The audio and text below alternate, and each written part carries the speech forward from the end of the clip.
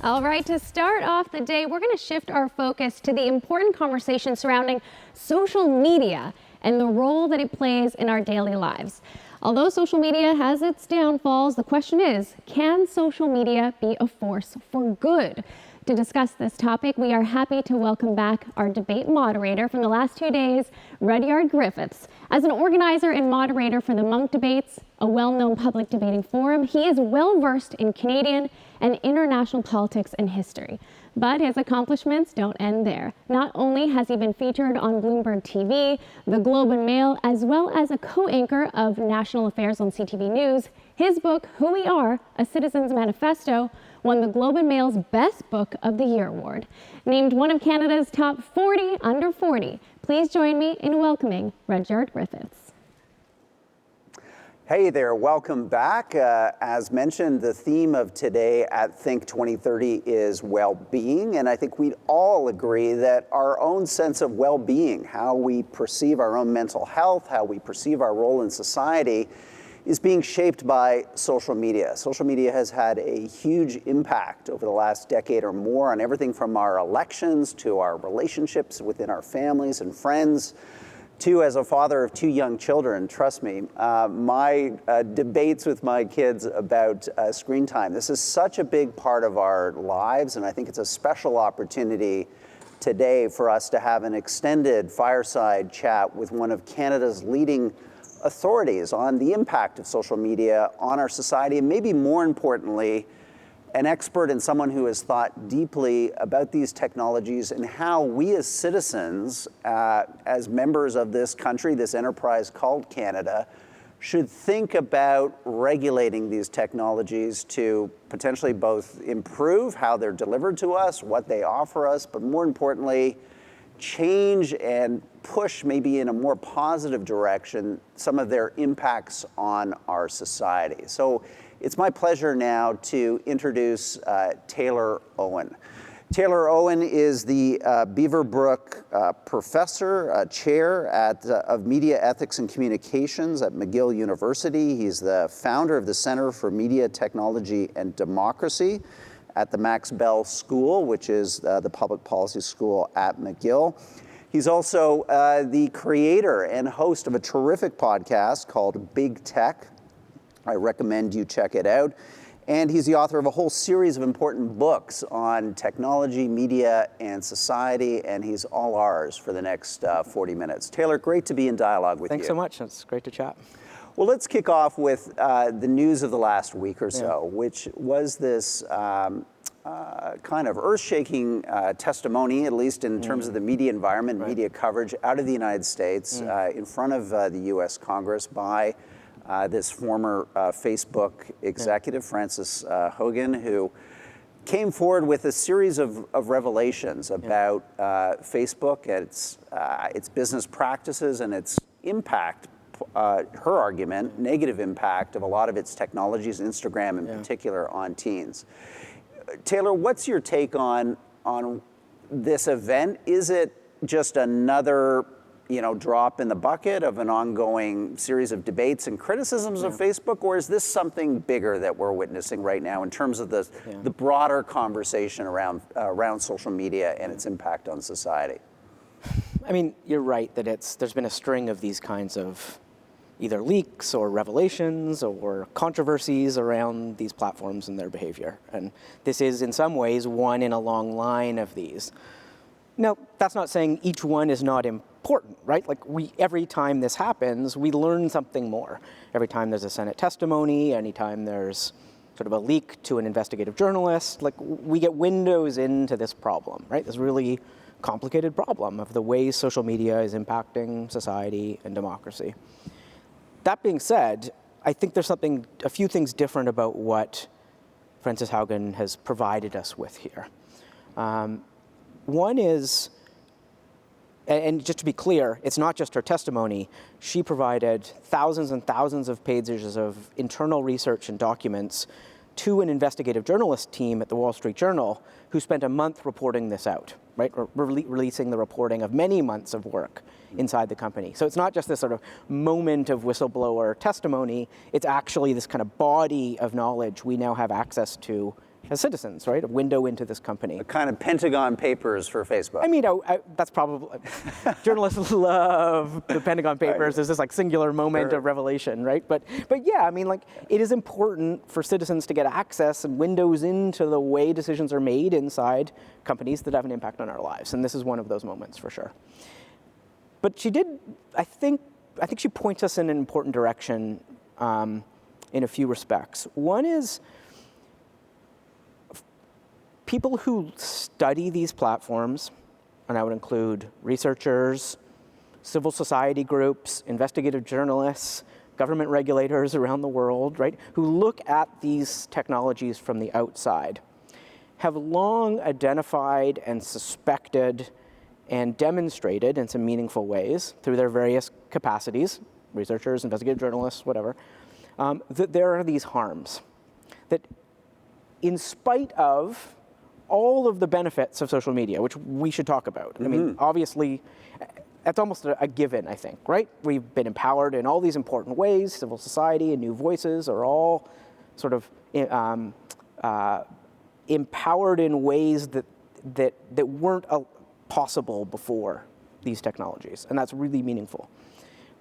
But in addition to that, there are these harms. And we could talk about the harms. We're all pretty familiar with them, right? The integrity of our democracy, the integrity of our public sphere, and the reliability of information in our society. The harms to our kids, which we should return to, because I think it's a very salient aspect of the story.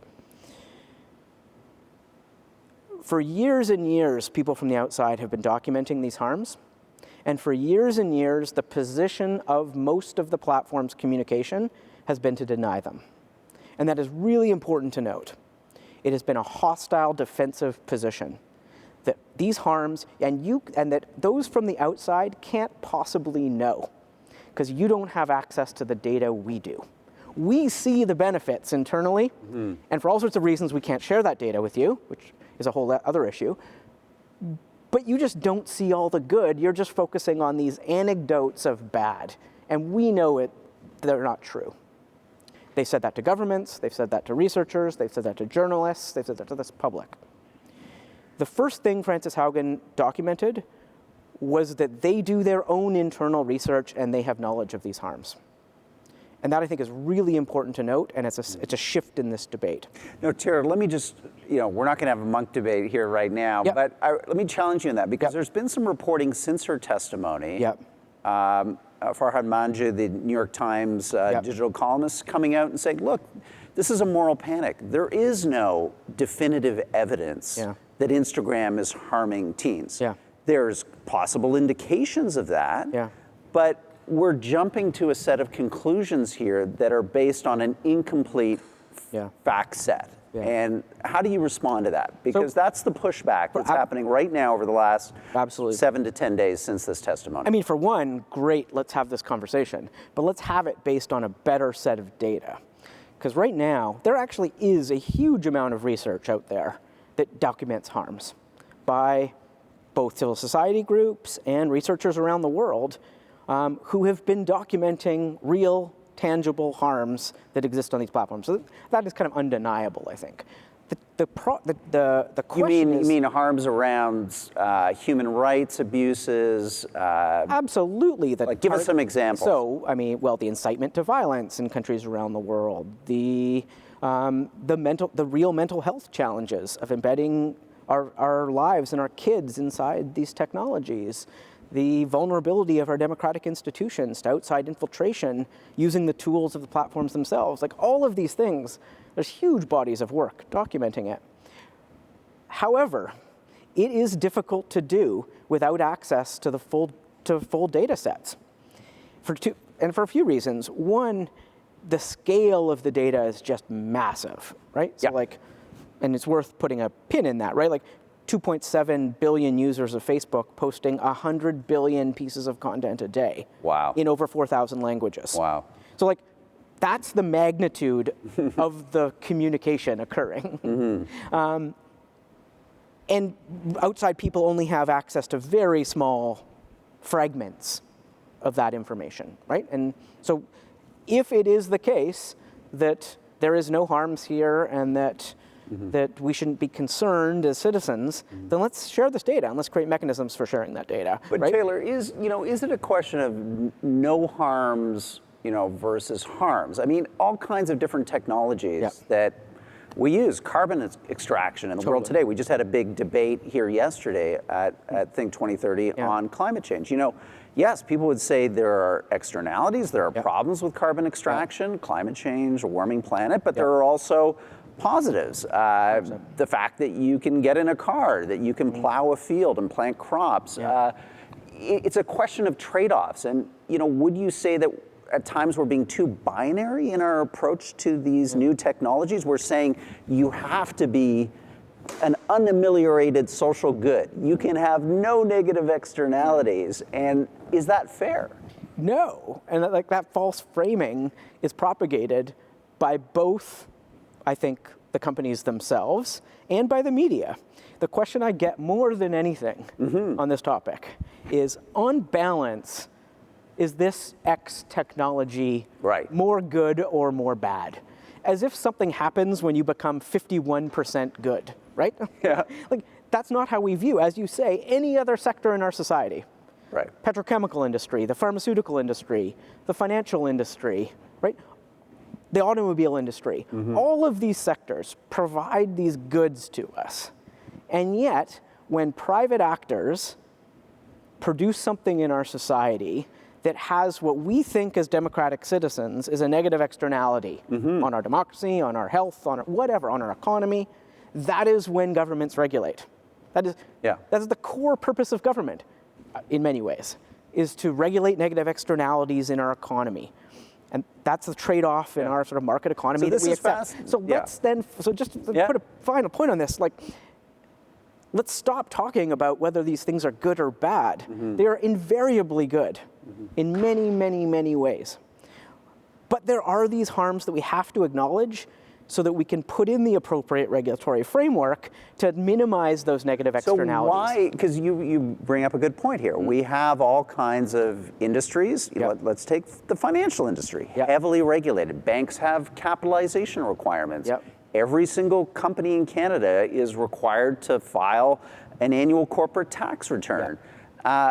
Why is it that up to this point, we culturally, as democracies in particular, have had this resistance towards regulation? Where does that come from? What is driving it? Why are we segmenting out this now massive industry for a different attitude when it comes to our perception of how we should interact with it? I mean, it's such an interesting, important framing of this, I think.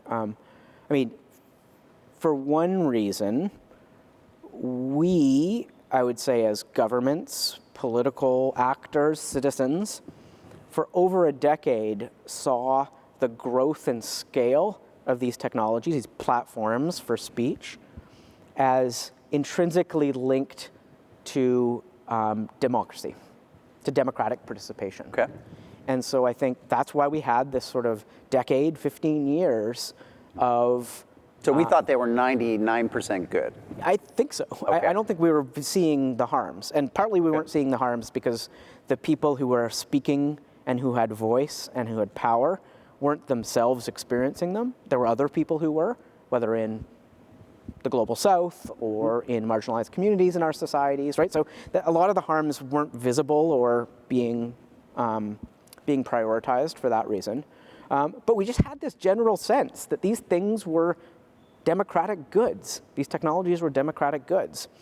And that fed into a narrative being promoted by the companies themselves, which was regulation will hinder our growth and our ability to lift all voices, which is a very powerful narrative, democratizing narrative, that more speech equals more democracy. And what we lost sight of was that these weren't just places for speech. They were also emerging as some of the biggest companies in human history. Some of the most profitable companies in human history. Absolutely. And we lost sight of that. And we lost sight of the incentive structure that reality embedded in the companies.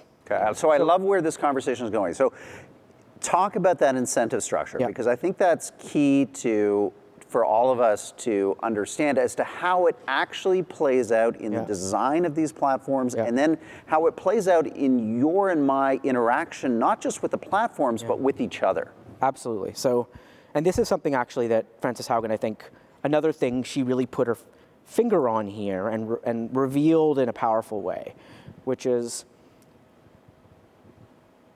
inside the financial model of social media is driven by two things. One, the ability to target advertising to highly specified users. So if you put an ad in a newspaper, you take the Globe and Mail's word that they reach upper middle class Toronto residents, right? And so you put an ad in and you hope you reach those people. Because social media has so much data about our lives, tens of thousands of variables for each one of their users, they can offer a very different level of precision to advertisers. And that's a very valuable product. So their incentive is to collect data about our activity so that they can micro-target that advertising to us. And 98% of Facebook's revenue comes from that product. Right? And they would say that that's a service, that they're showing you ads that you're much more likely to be interested in for products and services that are much more meaningful. Which may be the case if we're talking about a product. But there's no distinction on what can be sold. There's very few limitations. So it could also be to nudge your behavior. So to encourage you not to vote, for example, using this whole pool of data about your life. What is the one thing we know about you that may make you slightly less incentivized to vote? And on the margins, when you're reaching most of society, a tiny influence there can have an impact, right? So like, it's not just about selling shoes. Got it. It's about selling ideas and behavior, right? And that's a bit different, I think. Advertising has always tried to do this, but this clearly adds a level of precision that is important. But the second aspect that they need is more of our time on these sites. Because the more time we spend on them, the more we engage with content, the more we react to content, the more we are open to that advertising, the more we can see it, and the more money they make, right? And that is the incentive structure.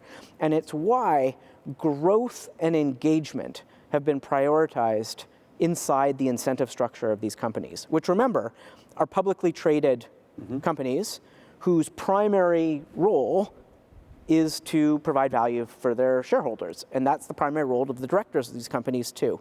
So growth, quarter-to-quarter growth in both users, number of users, and amount of time spent on site are the two variables that are prioritized over all others for these financial reasons. And what Haugen has shown is that what that leads to choices. So if the company knows that they could do something that might improve some of these downside risks of these negative externalities, but that the cost would be lower engagement because we know that people react to and engage with content that makes them angry sometimes or that is false or whatever. If they make a choice to downrank that content versus keeping that growth level, often they side with the growth. Right. And that is this incentive structure internally in these companies that's leading to some of these negative externalities. Okay. That's very helpful to understand. Now, these companies, I think in their defense, as you say, are publicly traded companies that have a responsibility to deliver profits, earnings growth, revenue growth, user growth. And should not be faulted for it. Yeah. But that does not mean they make the choices that are right for democracy or our society. Right. There's not a necessary connection between those two and look, things. I don't want to get into a big debate about capitalism with you, but I mean, don't all companies do that? I mean, all companies are trying to maximize profits and growth and revenue and return value to shareholders. So these companies have a very specific way that they have to do that. You know, is it fair to them to say, well, you can't do that anymore? The heavy hand of government is going to step in and fundamentally change your business model.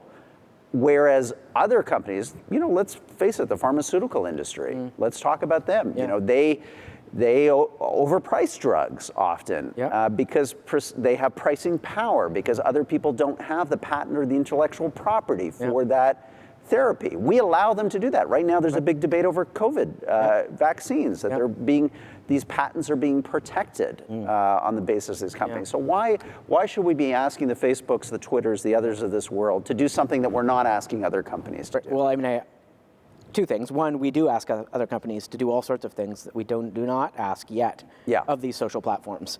Pharmaceutical industry has to provide thousands and thousands of pages of evidence that a drug is safe before we allow our regulators, our big government regulators, allow that drug to be distributed in society because we know there are potential risks of pharmaceuticals, right? So the financial sector, we literally embed people in banks to watch them behave. We don't the level of intrusion we allow in other sectors is mind-boggling and would be frowned upon significantly inside the social platforms, right? So let's put that aside.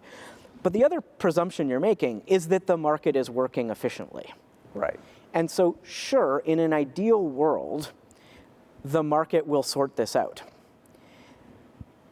But we have challenges also of market concentration, which we've had in the past before. Right. And when you have market concentration, the market might not be reflective enough to some of these negative externalities to give citizens enough choice to shift their business model. And I think in some respects, that's where we are here as well. A market that's not functioning as efficiently as it should, in my view, in various ways, which we can get into, which may need correction as well. We correct market concentration all the time, so we probably should do some of that here too. But more importantly, because of that market concentration, these externalities are going unchecked by consumers. And if that's the case, that is exactly when we expect governments to regulate and put in those guardrails.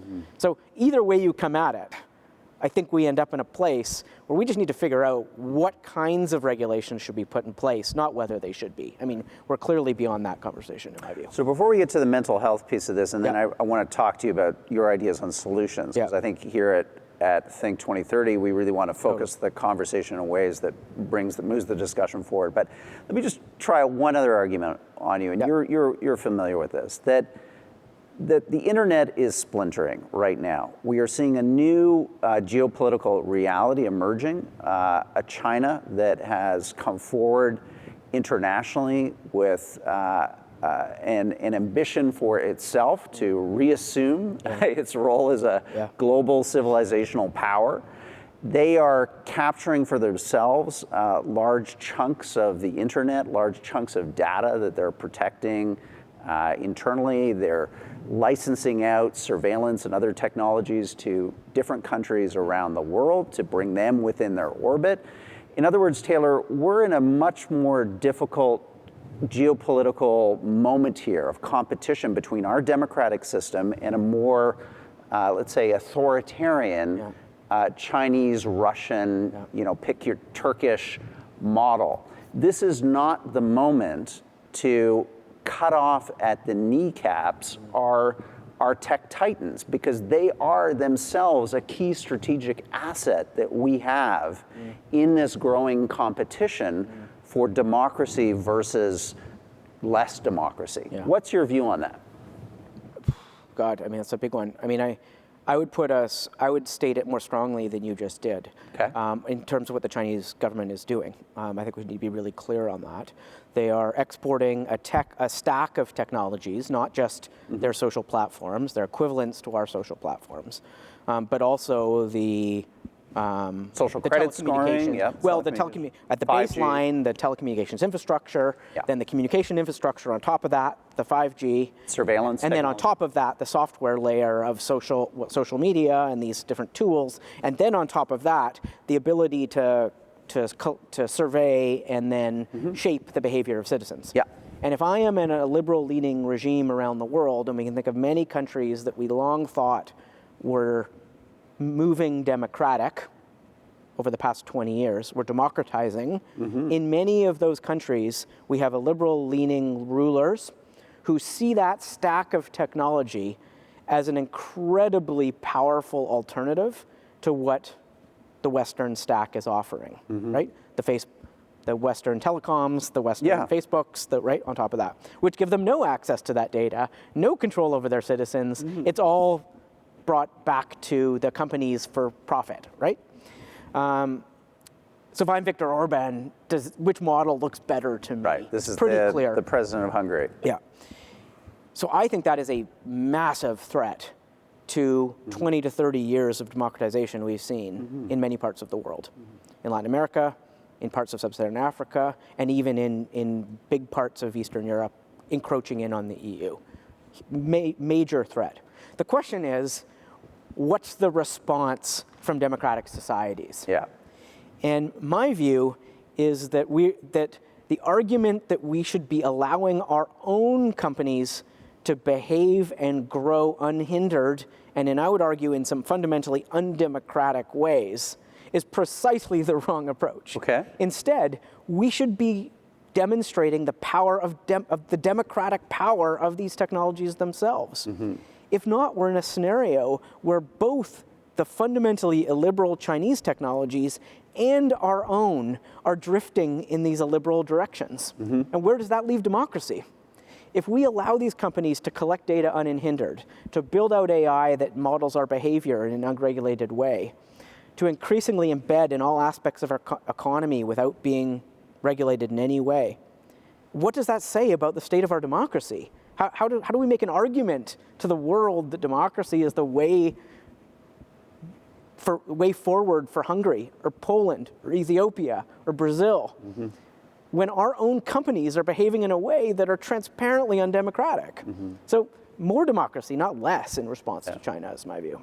So an observation and then a follow-up question. Earlier this year, I had an opportunity to talk with Yuval Harari, the author of Homo Deus and other books. Really interesting, big thinker. And he had a line that just stuck with me. It's my big insight of 2021, which he said, these new technologies are affording dictators in the 21st century something that dictators in the 20th century never had, which is control without bodies. And what he means is that in the past, the Stalins of this world, there was mass oppression that involved mass violence on your own citizenry. Yeah. Whereas now in the 21st century, you can achieve similar levels of control without the delegitimizing effects of internal violence on your own people. That to me is a truly terrifying idea because it suggests how these technologies can be used for deeply illiberal means.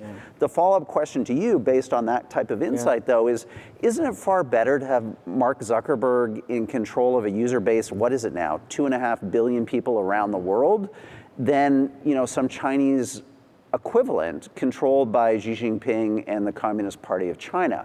Why wouldn't we again want to give our tech companies every opportunity now to grow, to thrive, because we want more people in their systems, however imperfect those systems are, at least they're anchored in our democratic traditions. They're subject to our laws, maybe imperfect in your view, but surely that's better than the Chinese alternative that could emerge if these companies are pared back through regulation. Yes. I mean, I actually think this is one of the biggest challenges of these being global technologies, and one that that forces some very difficult choices. So let me give you one example. I mean, the choice in effect is security versus democracy. Well, to some extent. To some degree. But I would say if I'm a citizen in an illiberal-leaning regime, an illiberal-leaning regime, or Hungary or a full autocratic regime, right? And I am I do not have free speech. I am oppressed by my government in various ways. I'm surveyed in illiberal ways. And let's be clear, that is the vast majority of users of these platforms. So one of the things we've learned from the Haugen leaks is that 90% of the time spent moderating content on Facebook is to American content.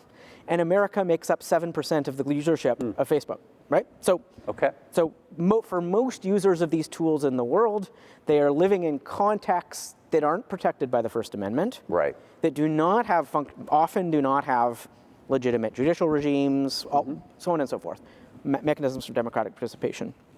If I am a citizen in one of those countries, it is perfectly reasonable for me to think that I would prefer Facebook's version of free speech than my own government's. And that is a problem, not just for how we globally govern these, but I think for how we govern them domestically as well, because in democratic countries, so in Canada. So should we, and I think this is a moral dilemma for a country like Canada or for a European country, should we accept the American notion of free speech and the interpretation of that First Amendment by these companies because we know it provides goods to those in other nations? Right. But by doing, we abandon our own laws and norms of free speech and history. Should we do that? And I think that's an open question. Do we become more like America in terms of prioritizing free speech and abandon some of our charter balances between the right to speech and the protection from harm? Our laws around hate speech. Our laws around hate speech are very different than American. And for reasons, for historical reasons, for cultural reasons, for decisions of democratic society, decision making. Should we abandon those because probably you're right? Facebook's version of free speech is a lot better for a lot of people in the world than the vision of their governments or the vision of the Chinese technology companies that are the alternatives. And I don't have a great answer for that. Like, that's a really tricky problem. And I would say it's one thing for Canada where we're actually fairly close to the American model of free speech. Like, we offer these other protections from harm that they don't do in our charter, but pretty similar. But if I'm a German citizen and I've bought into the idea that Nazi hate speech had such consequence in my country's history and for the world that it's illegal, that it should be illegal. Do I not have the right to enforce that law on these companies? Even if enforcing that law will then be used by liberal regimes in other places to enforce other speech laws that we might not be comfortable with? I don't have an answer to that. But that's part of the problem of building a technology that's deployed in countries all over the world with different political regimes. They have to navigate that problem. That's always why I like talking to you, Taylor, because you're intellectually honest, and you are one of the few people I know who will be straightforward and say, look, I haven't necessarily thought this all through. I'm giving you my thinking as it's coming to me, and I'm sure a lot of this will be featured in your new book out next year. In our remaining moments, I want to shift the conversation to solutions. And I want to go look at solutions in two ways. The personal, what you recommend that we do kind of individually as families and as people using these technologies. But then let's start, though, with what you'd like to see possibly in terms of government action. And what are the specific problems that you think that action could solve? So let's talk about the government piece and then your advice to us just as citizens, navigating this fast-changing world. Sure. I mean, on the government side, look, this is like a massively complex policy file because these companies are so many things to us. They don't just make cars. They don't just make cigarettes. They don't just do one thing, right? Facebook, Google, Amazon are embedded in our society, in our healthcare system, in our economy, in our politics, right? They touch on so many aspects of our lives that there's no single thing one can do. What I do think is emerging is an approach to governing these companies that focuses less on the outcome of their behavior, the speech itself, right? Like, for a lot of time, we love talking about bad things that happen on these bad things that are said, hate speech that circulates, a politician that is demeaned, a troll that amplifies a bad conversation, because we see those as consumers, right? That is the outcome of this system. The challenge is the second you try and do that, you run into two problems. One, free speech. These are ultimately acts of speech in one way or another that are being communicated, and that's hard to govern. The second is scale. How do you deal with 100 billion pieces of content a day? The scale is not possible to take each one and adjudicate on their appropriateness or legality. That is just, it's an impossible problem. So the format of governance that's emerging gets at the structure itself. So what are the incentives and the design decisions of these technologies that determine, in some part, the harmful outcome? And so a set of regulations is emerging around first transparency. So how do we know who's targeting whom with ads, with what criteria and what intent? Well, we have to see them. So let's make them transparent.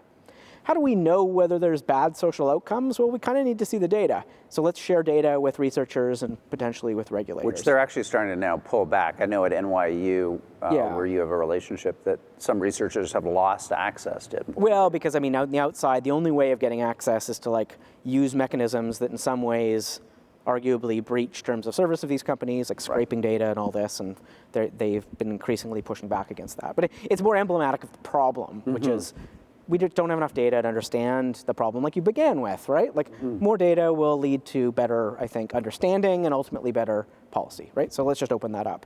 But the other thing is more accountability, right? Like we don't just trust other sectors to act well, and if they don't, shrug our shoulders. We have accountability mechanisms, whether they different forms of liability or legal vulnerability or whatever it might be, right? To regulatory powers to punish and fine appropriately, right? Like those two things get at the core, not the sort of superficiality of the outcome. And I think that's where we're headed. So what do you think of this idea that, everyone keeps going back to, which is, especially in the United States, remove these protections around liability in terms of the content that goes onto the platform? It's almost kind of crowdsourcing the response in that, very active, litigious American lawyers will now see a big, juicy target, and in every instance will begin to face off against these tech titans, and that in turn will become a huge disincentive to these platforms for doing X, Y, or Z. I mean, I think we're heading in that direction of fewer liability protections. The reason we have liability protections is because as these companies were growing in the US, they were giving sort of amnesty of liability because they said, look, like, how can we possibly be responsible for everything everybody says on our platforms? That will not allow us to grow. And we need that because we're good for democracy, right? That was the argument. And we all bought into that. We're like, okay, go, grow. Now I think we're starting to see, okay, it's different to posting someone's speech is a different level of responsibility than having an algorithm that takes that piece of speech and spreads it to 1 million people. Right. And maybe a company has some liability for that amplification, not for that original speech, right? Because it's very difficult to get that. But if you are making money off the amplification of that speech to 1 million people, maybe that brings with it some greater responsibility legally. And I think we're probably heading that way too. Okay. So let's, in our remaining moments, talk just, you're a father of a young child, like I am too. We're all interacting, as you say, this technology is embedded into our lives, probably in ways that we're not even aware. What is for you personally, what is the stance that you take against these technologies? Is it a kind of oppositional one where you're constantly questioning, do I really need to be on WhatsApp? Is it, maybe in your view, is it ethically moral for me to be on Facebook and Twitter? I know you do have a Twitter handle. So where do you kind of figure this out personally? So, I mean, I think personally we just need to be much more aware of what these things are doing to us and the way we think and the way we behave as citizens. And I try and be more and more aware about why I'm behaving like I am, why I'm feeling how I am when I use these technologies. And it's frankly why I've stopped using some of them and still use some, because the balance is different for each of these technologies, I think, as an individual. But I have an 8-year-old. He loves certain aspects of these technologies in ways he loves nothing else in his life. And I struggle with it deeply the first topic of conversation of parents with kids from teenager down is how do you deal with technology? What's your screen time policy? So actually, I'm doing a podcast for TVO, actually, a new podcast called Screen Time. Great. Where we are, because I don't know how to do this either. So for all these problems we're facing, I'm going out and talking to experts around the world who study them to figure out whether they can provide some guidance, because we don't have great answers to it. But there are a lot of certainly individual behavioral choice things we can make as citizens and as parents, and I think we should do much more of, and there's kind of hygiene issues and all that kind of thing. But at the end of the day, these companies and these technologies are so embedded in our lives and our society and our economy that it can't just be placed on the individual, in my view. Okay. I think we need to, this is what governments are for. Like, we don't, when I'm again, giving my kid a drug, I give him Tylenol Kids. Do I know how that drug was developed? Do I know its downside risks? Do I on and on and on? No, I trust in some ways a regulatory authority to make that collective decision for me. But and why, in part, that's where we're headed Taylor, here. though, is government not acting? I mean, we haven't talked about the extent to which here in Canada, our own political parties have now become extremely dependent on these very platforms to motivate their voters, to reach new voters. They, in a sense, like your 8-year-old and my 10-year-old, they have screen time problems of their own. Well, you answered your own question. Yeah. Well, play it back to me.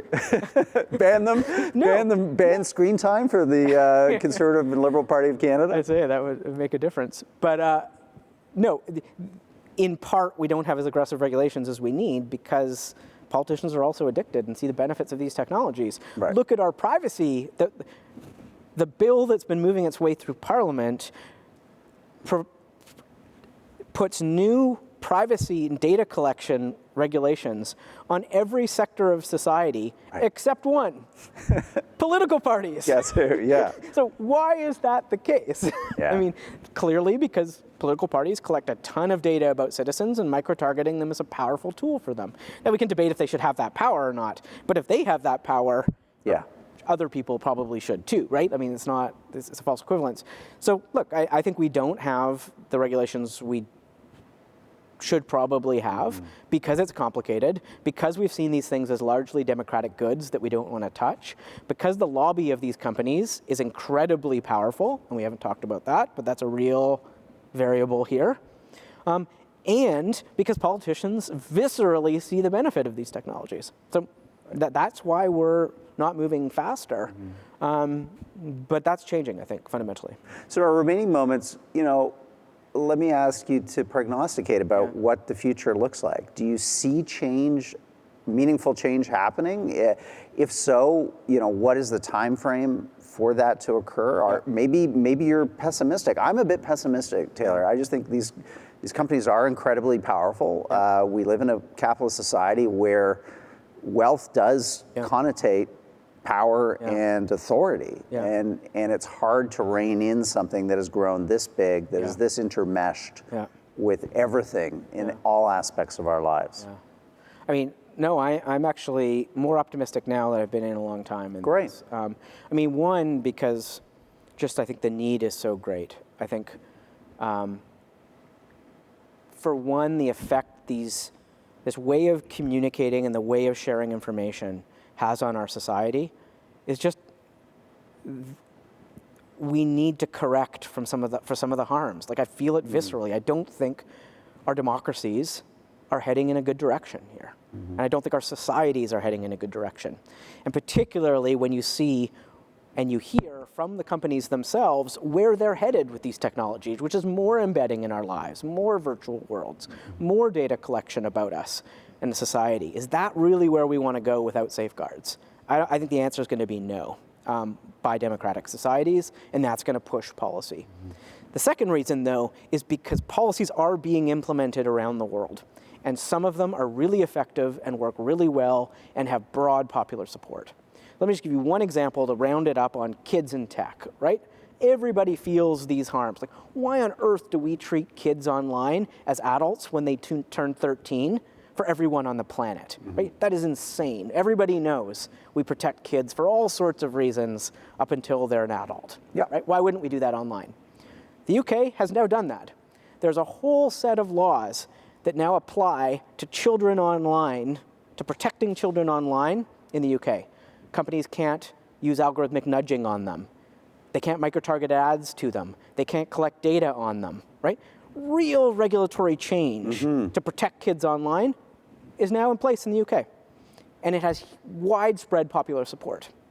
That's an advancement that if I'm a citizen of another democratic country, I can now say, I want the same. I want my kids to have that protection too. And I can demand it of my governments. And we're starting to see that effect of positive governance with broad popular support being demanded and ideally replicated in other countries around the world. And that's going to create a tipping point, I think. So we're close.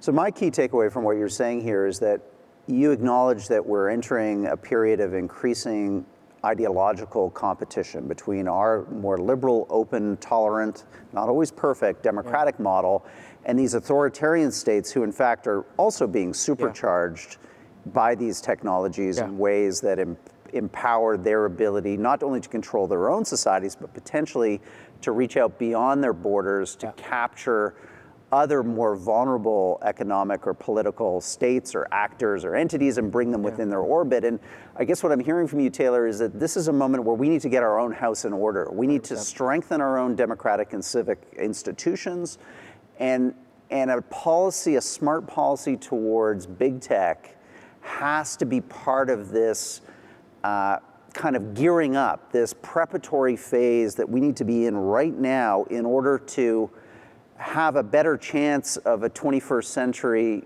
being friendly to the very liberal values that allow you and I to have this exchange today. Exactly. I mean, I think we both need to make sure that our own societies are as democratic as we want them to be, that these illiberal tendencies that exist in some of these technologies are forced out by democratic norms, however we think that's important. I think it's important, first and foremost, for our own societies, right, for our own free societies, but it's also important for us then to have standing in the world when we go out and project these technologies, our own companies, our own values, to countries that may be drifting in the other direction, both at home, but it also will play this effect globally, I think. And that might mean we have slightly smaller tech companies. It might mean we have a greater diversity of tech companies. It might mean they're slightly less profitable. But I think ultimately we will be more democratic, and we will have more standing internationally to promote those norms and ideals of democracy that we claim to hold. Taylor, if people want to go somewhere to find more about your research, your work, the writing, the podcasts that you're involved in, where can they do that? So the center I run, called the Center for Media, Technology, and Democracy, or my own website and name, and as you mentioned, Twitter is fairly active there, I must admit. Yeah, so that's www.taylorowen.com. Taylor, thank you so much for all your work on this important issue. I've really enjoyed this conversation. Likewise. Well, hey, Think 2030 viewers, participants, thank you so much for being part of this conversation today. I've learned a lot. I hope you have too, and I've just really enjoyed spending the last 3 days with you. Our combination of debates and dialogues has just given me a real sense of optimism and enthusiasm about our ability to have conversations about challenging complex ideas together, to move forward with some new thoughts and insights. And again, I just want to thank the organizers, all the partners, everyone involved with Think 2030 for making this opportunity available. Be well, be healthy, be safe. We'll do this all again soon.